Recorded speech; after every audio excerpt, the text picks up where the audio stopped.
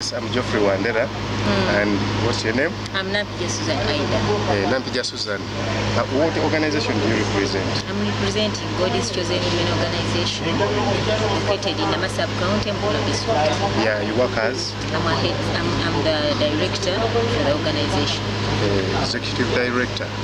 So, Nampijja, I remember that's the name. You've attended this capacity development and training workshop on nutrition, actually opening up data for nutrition. That has been organized by Chicano Rural Community in conjunction with the NGO Forum, Modinfo. Actually, this workshop was supported by CTA and GODAN. What have you specifically learned from this workshop? I've come to know what is open data. So I've known that data can be made open, can be made public. Yes. And I've learned that as CBOs we have to have open data on things like on the things we are doing, but for this case, we are even other departments like other sectors like health, agriculture, they need to have open data for the public. And we've been requested to have always open data in our communities. So as for this case, I have also liked the nutrition part. For instance, I have other programs within, but I've decided to put in the nutrition program just because it is a cross-cutting. Yes. Once you handle nutrition, you are in position also to handle other sectors like agriculture, education, health, because we've known if someone is not healthy, or a child is not healthy, cannot attend school. We've understood that if someone is not healthy, cannot do other sectors like in road sector, cannot go in for water programs, cannot even work. For instance, you can't go to work if you're not healthy. And we've known we've known the hindrances.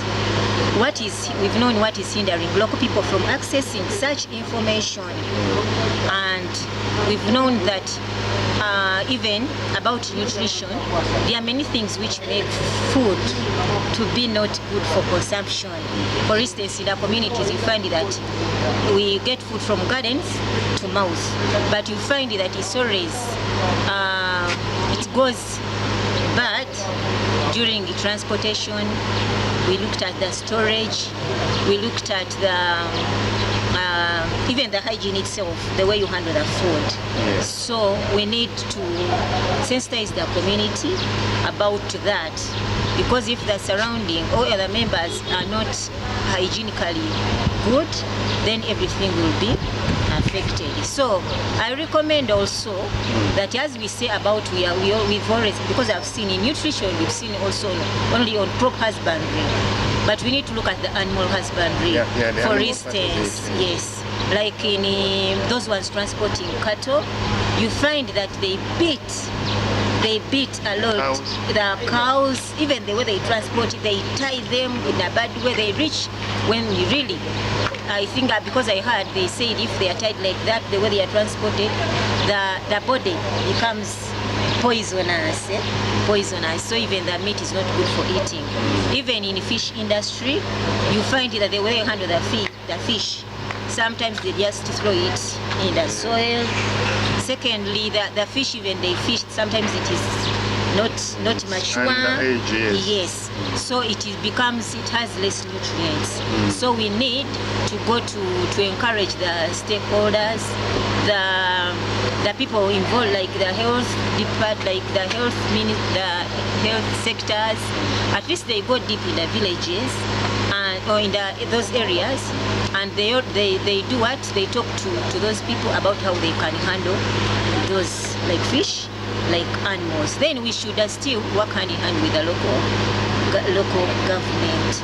We should go, because everything begins at the grassroots. So what we need is first to go to the grassroots, then that's when we go on up to the districts, up the ministries. Yes, so we need to work hand in hand. As per the workshop, as CSOs, we should work hand in hand with the local government. Do you have any message for the international community about the nutrition data? Yes. And what you've learned from this workshop? Maybe the international community, I request them to fund organizations having programs of nutrition. Then they should also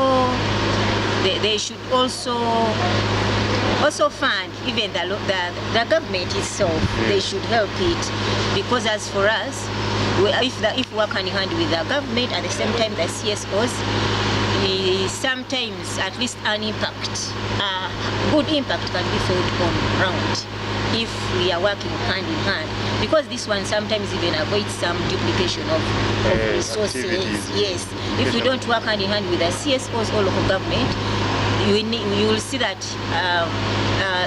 the government will go in and work in one community, at the same time the organization will go there.